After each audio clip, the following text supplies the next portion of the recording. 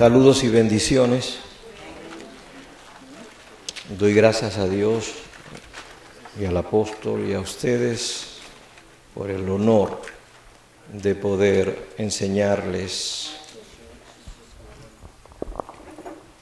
y conducirles a ese proceso que el apóstol mencionó de transformación, incluido yo en ese proceso, al igual que el apóstol San Pablo.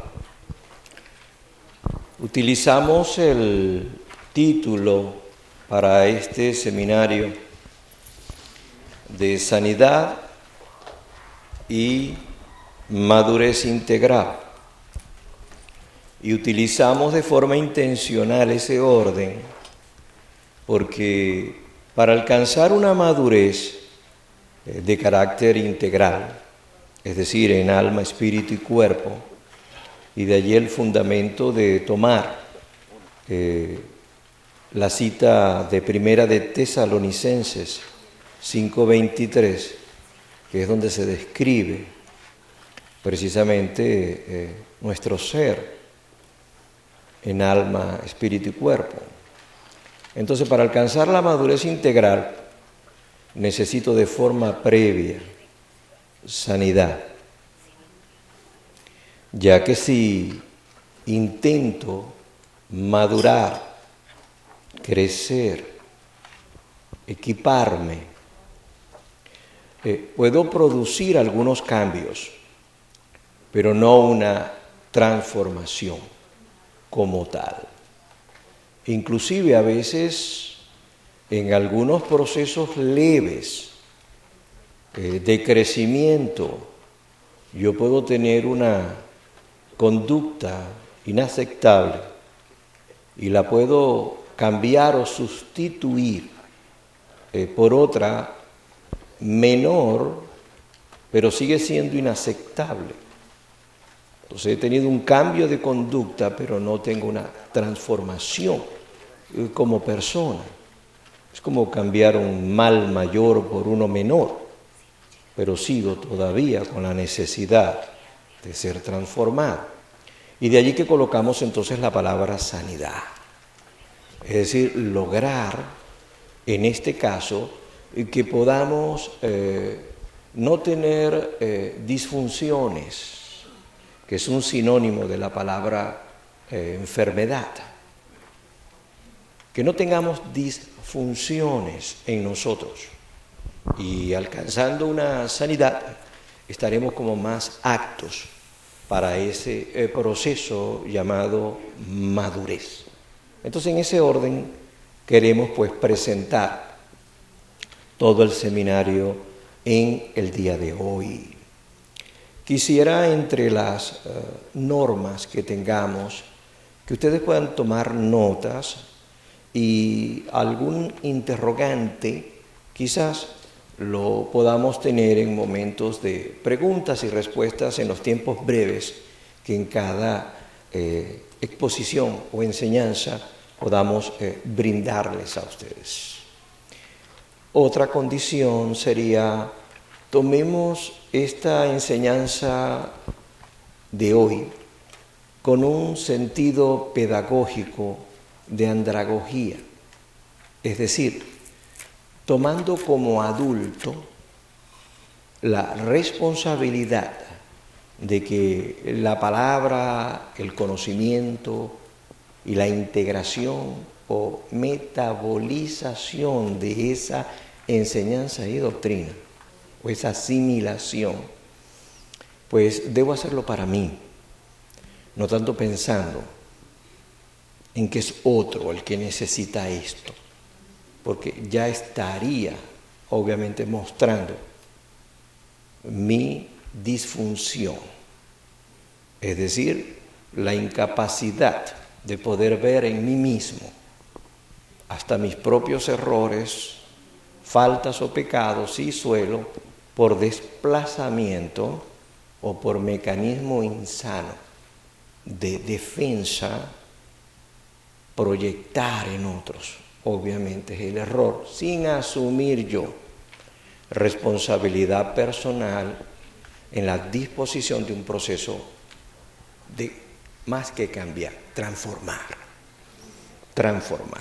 Entonces quiero que utilicemos esa norma. Sea usted primero el paciente. Usted es el paciente, en pocas palabras. Y no esté ya pensando y haciendo transferencia hacia otras personas, porque esa evasiva no le va a ayudar. Y esa evasiva ya es desde los orígenes, como usted sabe. La mujer que me diste, ¿entiende? La proyección enseguida, no solo la mujer, sino a quien dio esa mujer. O sea que hasta Dios cayó en el proceso. Y nosotros lo podemos hacer de otra forma, ¿no? ¿Por qué Dios? ¿Por qué yo? ¿Por qué a mí? Y son formas que se puede entender, quizás el quebrantamiento, la desesperanza y la alarma, pero está allí esa condición que no nos permite realmente ser nosotros el centro, ¿no? De esa transformación que aunque duela, queremos en realidad recibirla. Entonces usted es el paciente en este seminario. ¿Está bien?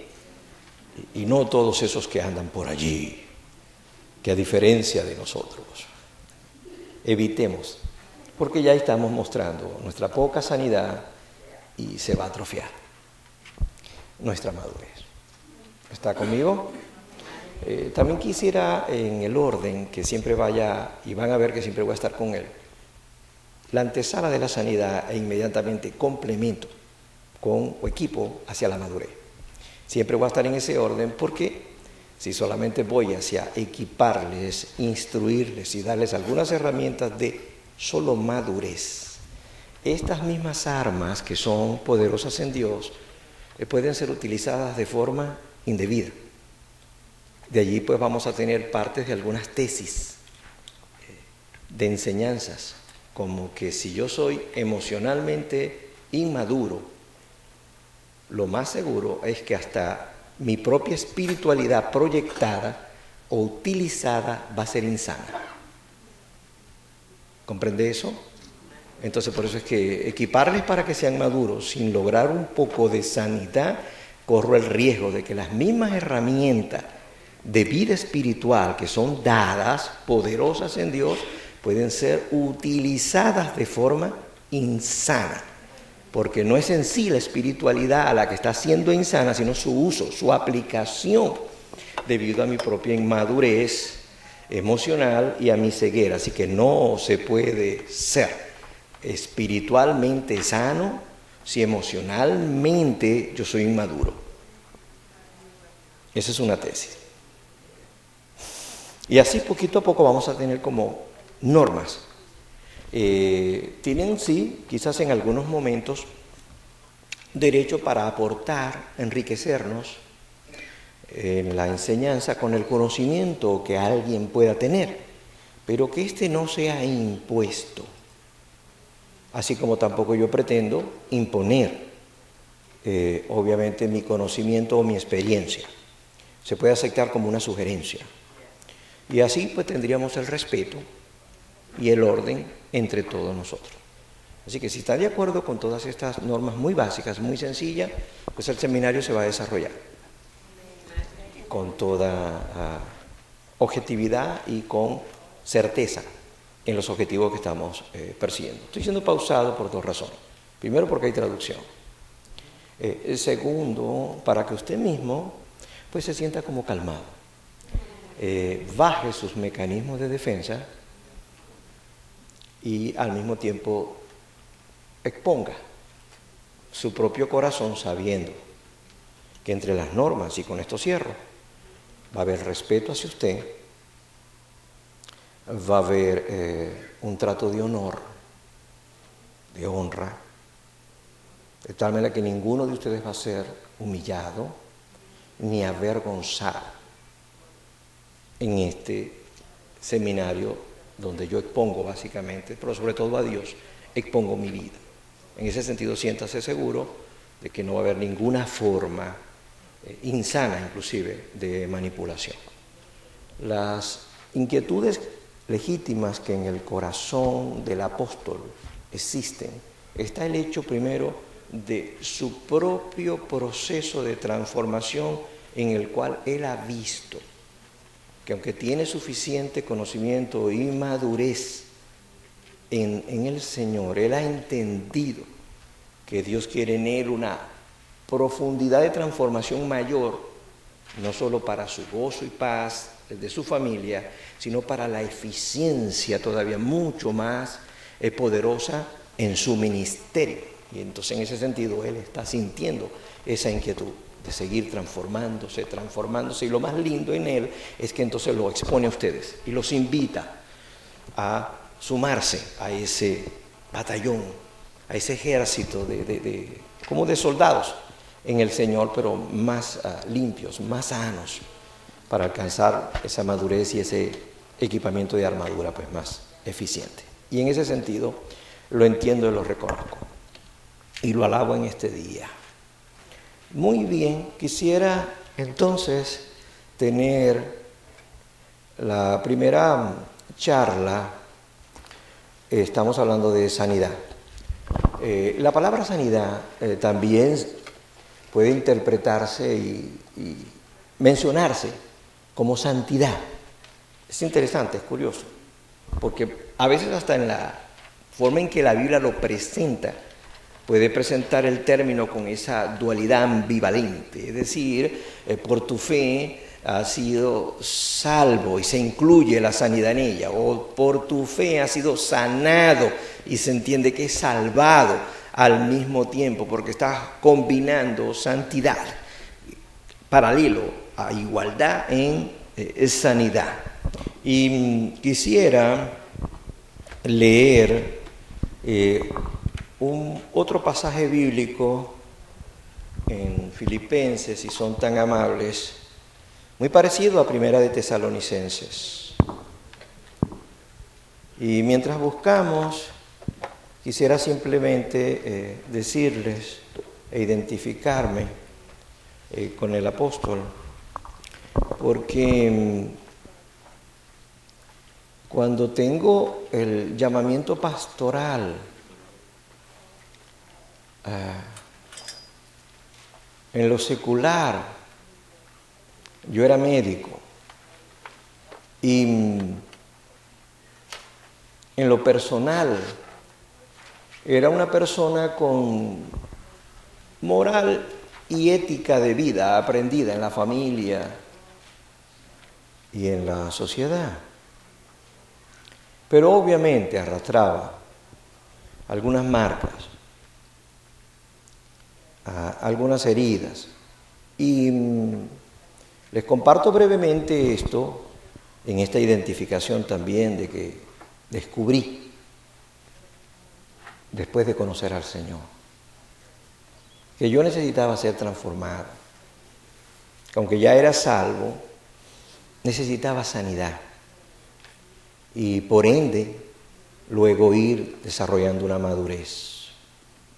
Pero uno de esos eventos que Dios a veces se reserva para mostrar lo que todavía nos falta o quizás lo que de alguna manera nos es oculto y no lo conocemos, pues nos permite ciertas experiencias de crisis que duelen, pero que de forma intencional en las manos de Dios tienen un propósito y es para producir más que un cambio, producir una sanidad y una transformación. Y cuando ya soy creyente, aún bautizado o lleno del Espíritu Santo, recuerdo como al año y medio, casi 2 de convertido, aún no era pastor, de que un día llegué a mi casa y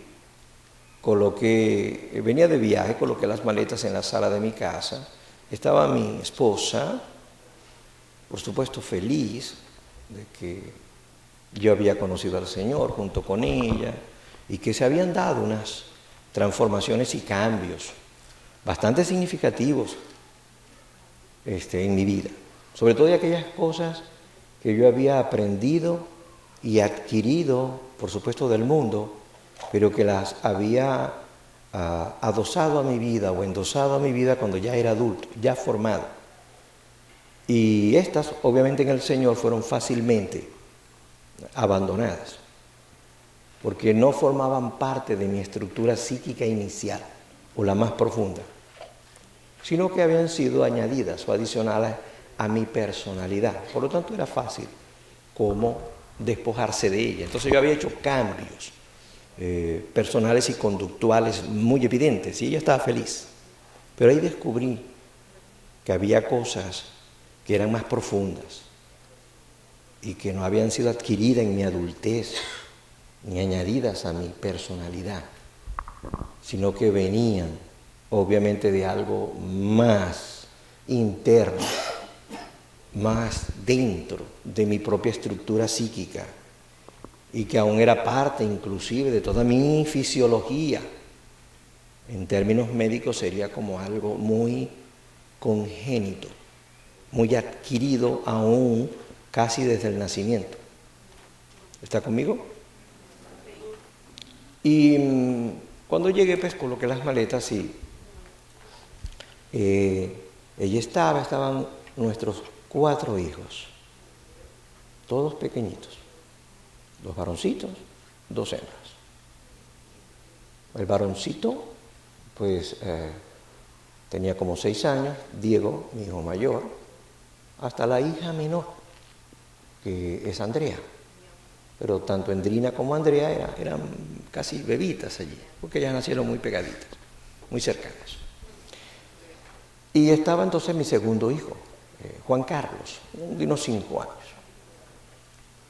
Y yo llego, pues por supuesto, llegó papi, llegó el esposo. Mi esposa viene a donde yo estoy, viene Juan Carlos, el segundo varoncito de 5, vino las 2 hembritas.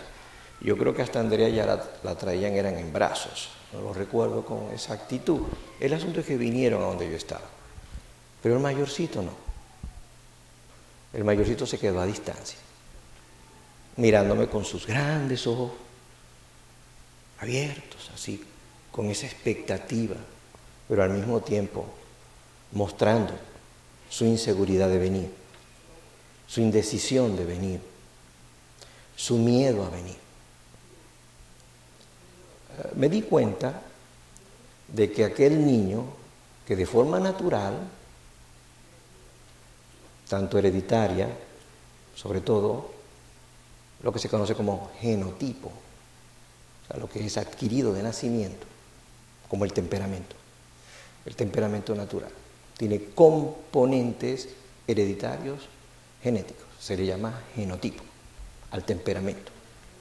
Y en este sentido, pues un niño que había nacido con un temperamento natural, extrovertido, con fortalezas como la creatividad, la parte artística, abstracta, y con esas capacidades y virtudes, obviamente, yo observo que al momento, aunque es niño todavía en su etapa primaria, se llama etapa primaria desde los 0 hasta los 5 años de edad, que es la formación más primaria o primitiva, también se le dice, infantil. Y es donde se va desarrollando o formando la psiquis, al principio en el niño consciente. A medida que crece, como la información es cada vez más alta, entonces tiene que ir bajando datas o informaciones de su conciencia infantil, la tiene que ir llevando hacia el inconsciente, dejando el consciente más abierto como una pizarra en blanco para seguir escribiendo el conocimiento, la información de todo lo nuevo. Y va a pasar a su segunda etapa de infancia, que es desde los 6 aproximadamente como hasta los 12. Y así va pasando información al inconsciente para ir dejando en el consciente la mente expuesta, blanca, para seguir escribiendo un guión de vida. ¿Están comprendiendo esto? Entonces él en esa etapa primaria, lo primero que tenía escrito, yo observo que él, su temperamento natural ya había sido fracturado. por mi actitud paternal, es decir, firme, estricta, severa, no de maltrato físico, pero sí de abuso verbal, psicológico. Y esa mano rígida, obviamente, esa actitud que yo comienzo a darme cuenta, crítica, por ende crítica negativa, lo que se llamaría descalificador, en el sentido que hay personas que no califican porque no pueden ver virtudes, pero tienen especialidad en descalificar, porque sí observan donde no hay virtud. ¿Está conmigo? Entonces yo era de ese tipo de persona y por ende exigente, es decir, nada me satisfacía. Como un padre que no importa que su hijo le lleve unas notas de calificación y le diga, papi o mami, mira, obtuve una B, que es un cierto logro, pero yo siendo crítico negativo, que nunca apruebo, pero sí desapruebo, puedo decir, pudiste alcanzar una A. Nunca reconocí el B y lo descalifiqué porque no alcanzó el A. ¿Están conmigo? Es una forma sutil, pero es abuso psicológico. Y yo estaba en ese patrón. No llegaba a más excesos, repito, porque mi formación ética y moral de familia, vamos a decir así, que era decente. Cuando yo me di cuenta de que él está en su temperamento natural fracturado y que de forma inversa, yo lo que tengo ahí es un niño introvertido, lo cual no era natural en él, sumiso en extremo, tanto que no tenía voluntad propia, no podía decidir por sí mismo, ansioso, es decir, con miedo, dependiendo de mi voluntad y por ende de mi decisión. Él estaba esperando que yo lo autorizara a venir hasta donde yo estaba.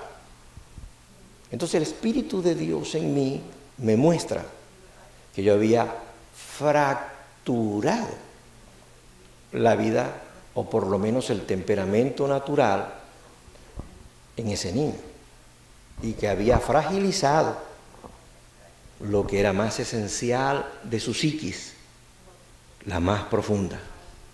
Y que recuerden que esto empezó desde los 0 que él nace hasta.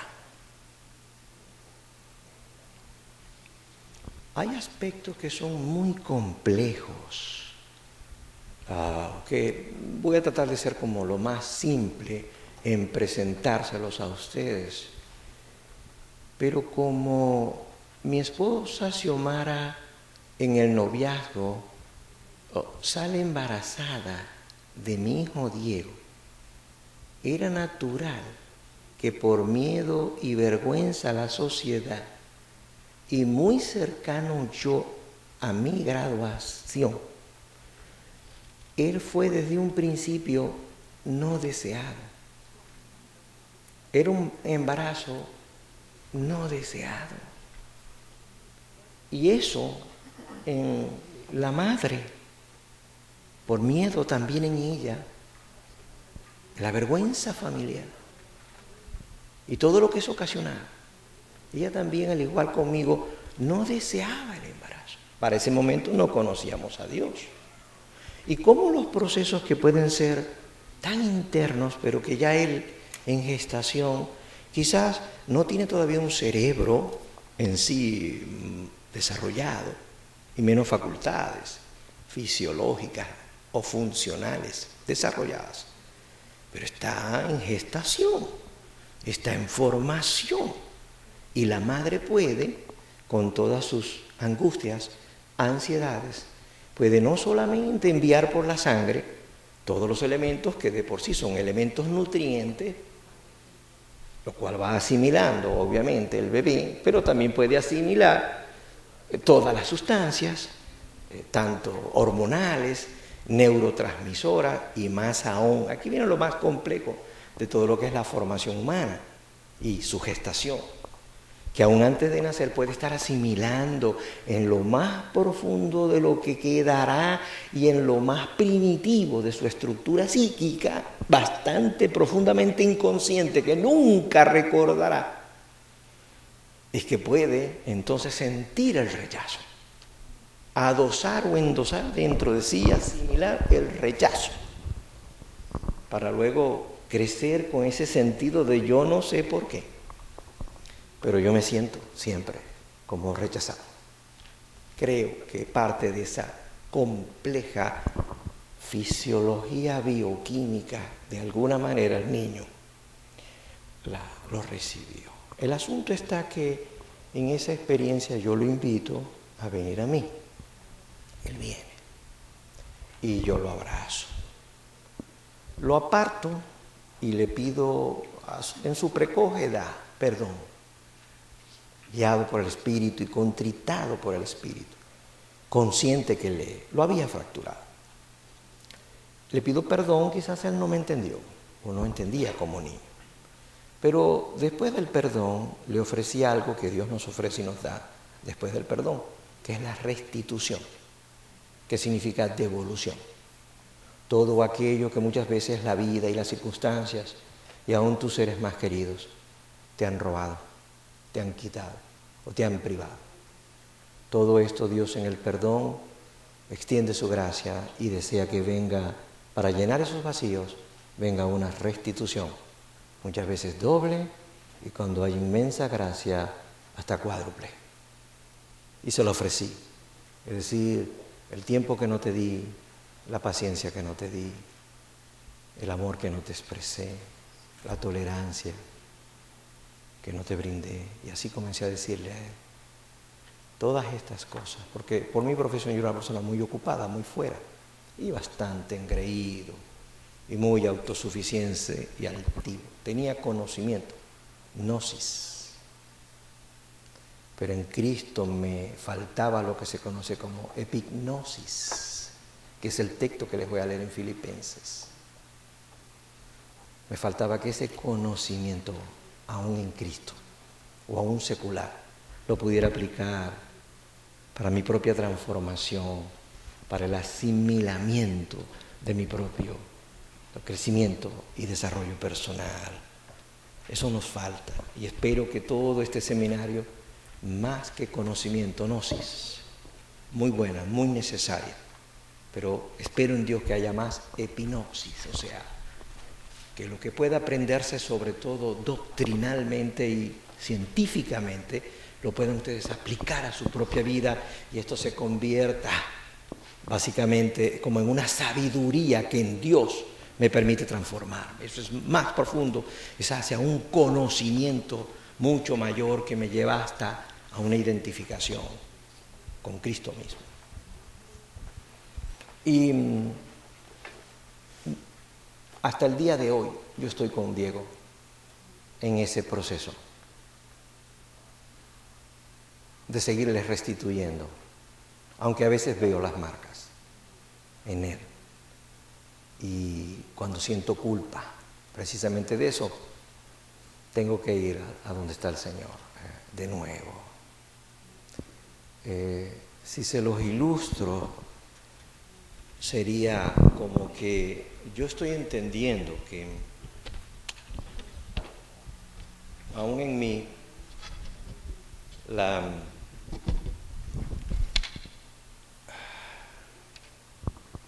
las cosas aprendidas, mi padre era crítico, era un crítico negativo. Y aunque al final mi última enseñanza en la tarde va a ser que sea cual sea lo que de alguna manera me haya mal formado y hasta herido o lastimado, siempre y ahora en Cristo yo debo asumir mi responsabilidad personal hacia la transformación, sin endosar o culpar personas que aún en el pasado o circunstancias que en el pasado pudieron haber sido la causa.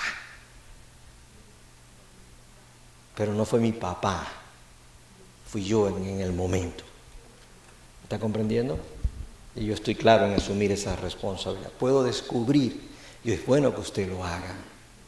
Quizás por eso en el proceso de exposición de vida que el apóstol fue a hacer en Cuba, uno de los aspectos que yo entendía, y por eso le decía a él, Dios va a tratar contigo, es porque Dios lo que lo llevaba era en regresión consciente, lo llevaba a sus experiencias de ambiente, lugares de su niñez, para que él pudiera entender. Y así es Dios, nos puede llevar a esas experiencias, porque de alguna manera lo que nos quiere dar es esa epinopsis, que podamos entender para transformar.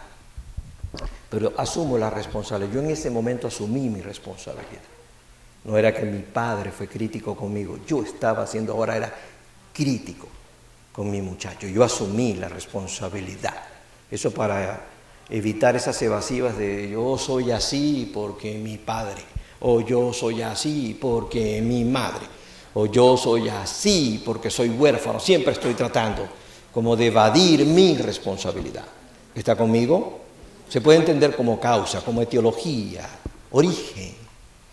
Eso me da comprensión, pero no me quita la responsabilidad. ¿Está conmigo? Así que cuando él viene entonces, lógico, yo entiendo que había fracturado su vida. Tenemos heridas, amados hermanos. Tenemos heridas leves y algunas bastante graves en nosotros. Pero lo que más quiero, más desde el punto de vista, es porque debido a esa experiencia que yo tuve en Cristo, entendí que yo debía conocerme más a mí mismo y por ende transformar más mi propia vida. Entonces eso me llevó paralelo, porque luego vino el llamamiento pastoral. Entonces paralelo yo entendí y lo hice motivado por mí. Sanidad primero. No la madurez que necesitaba como pastor, la sanidad primero. Entendí que yo debía exponerme a conocimiento que luego yo podía aplicar a mi vida. Y estudié psicología clínica con 2 especialidades.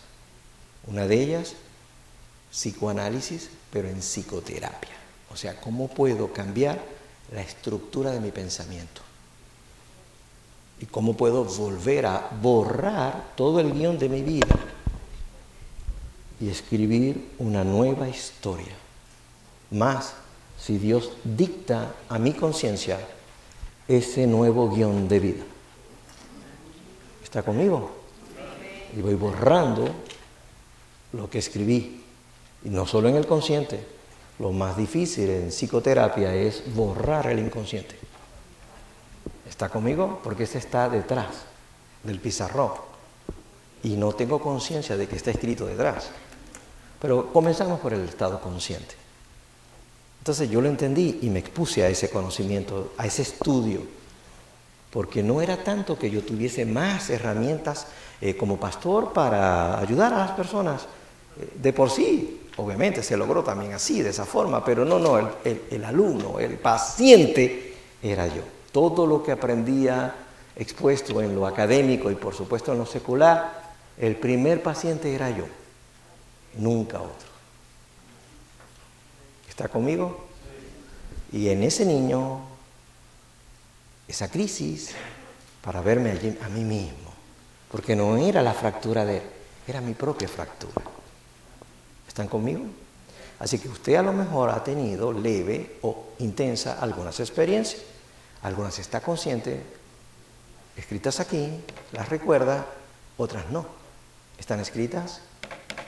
Aquí no las recuerdas, pero la puedes sentir, aunque no la recuerdes. La puedes experimentar, aunque no la recuerdes.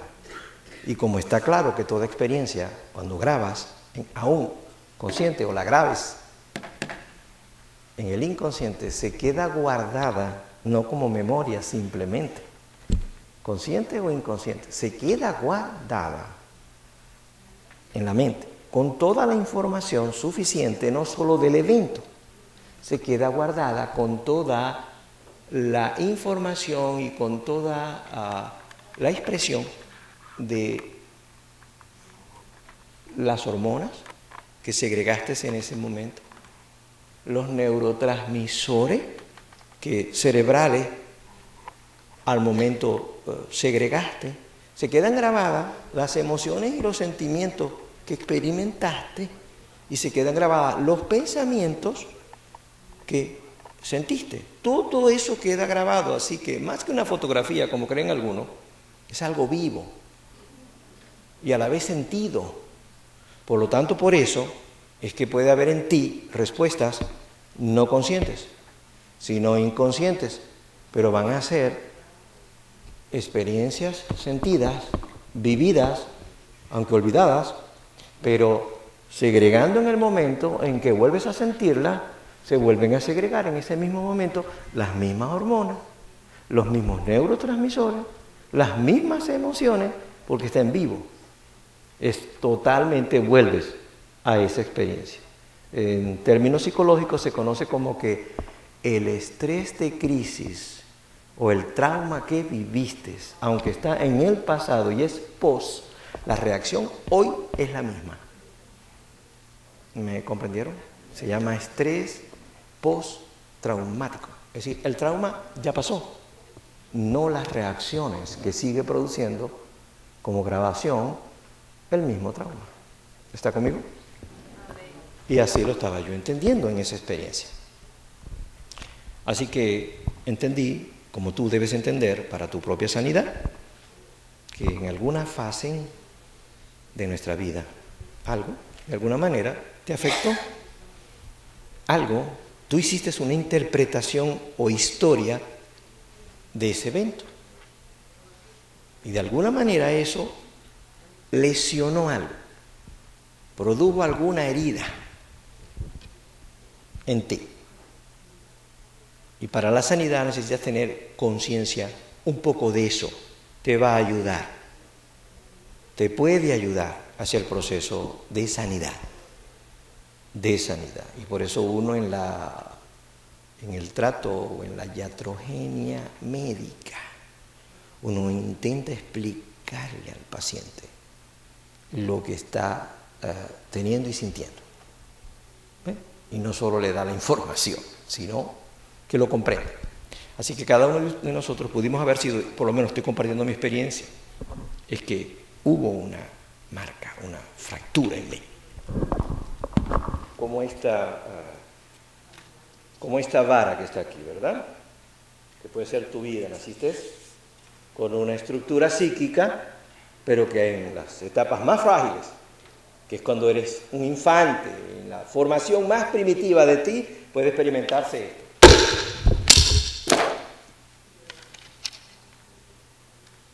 En algunas personas han tenido traumas mucho más severos que hace esto. ¿En qué consiste un poco la sanidad? En el conocimiento de esto, pero aquí viene lo más importante.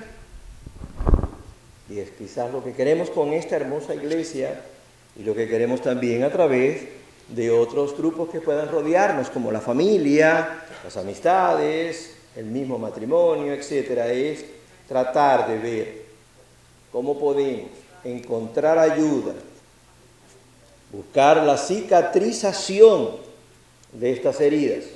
Porque ¿qué es una cicatriz? Es una herida sanada. Queda la marca, pero es una herida que no sangra. Y por ende que en el tiempo expuesta no se gangrena, no se pone necrótica o no se pudre. Pero no lo podemos hacer solo.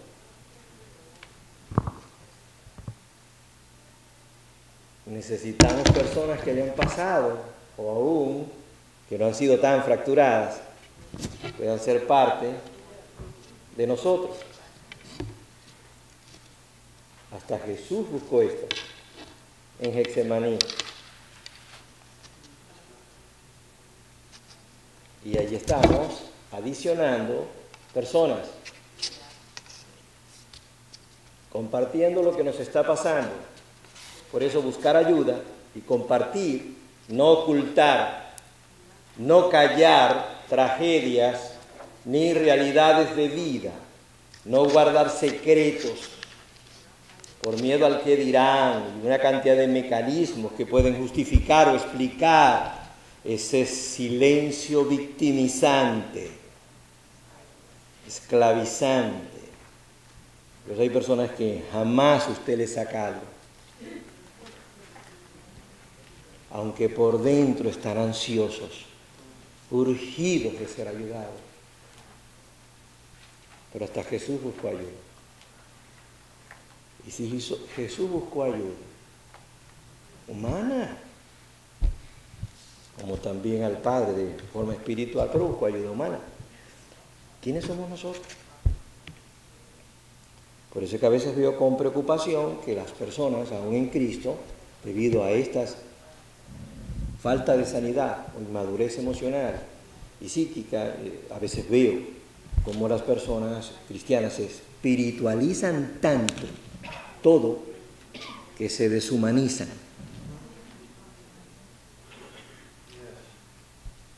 Y si usted hace eso, no solamente va a ser ciego consigo mismo, utilizando mal las disciplinas y los recursos espirituales de una supuesta madurez que no existe, aunque tengas conocimiento. Gnosis sin epinosis. Y lo vas a proyectar hacia otros. Y tu espiritualidad insana va a dañar a otros. Y por eso es que hay tantos líderes, manipuladores, abusadores, explotadores, seductores, puestos para cuidar la grey, pero por sus mismas patologías seducen a la grey, usan la grey. ¿Está conmigo? Porque no hay sanidad, mucho menos madurez personal. Y nosotros estamos expuestos. Obviamente eso me hizo buscar a mi ayuda. Y en ese sentido, pues estoy como así. Y usted debería lograr así. Ya a partir de esto es más difícil. Muy difícil. Y por eso existen los grupos de apoyo, los grupos terapéuticos, las iglesias como comunidades terapéuticas, la pareja como una unión terapéutica, los amigos, no los cualquier amigos. Recuerda que Jesús llegó con 11. Los 11 eran amigos a Getsemaní, pero de los 11 escogió a 3. Y es a eso a quien Jesús le abre el alma. Así que esos son amigos íntimos. Gary, tú eres mi amigo íntimo, que es distinto. Porque yo te abro el alma y tú me la abres a mí. ¿Comprendes eso? ¿Se sienten bien? El silencio de ustedes es sueño, cansancio o expectativa nada más. ¿Expectativa e interés? Voy a crearlo. Muy bien. En los últimos 10 minutos que me queda de la primera hora, dígame qué entendió. ¿Y en qué se identificó? Y continuamos. En estas breves preguntas, tácitas, directas.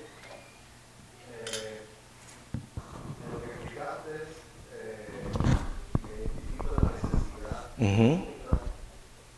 Del cuerpo de Cristo, los procesos de uno. Perfecto. Realmente, yo creo que es más fácil para nuestra humanidad aislarnos y esperar que Dios trate con eso individualmente y colectivamente. Y llegar a sabotear, como bien lo presentaste, la sabiduría de Dios en sanarnos a través de su propio cuerpo.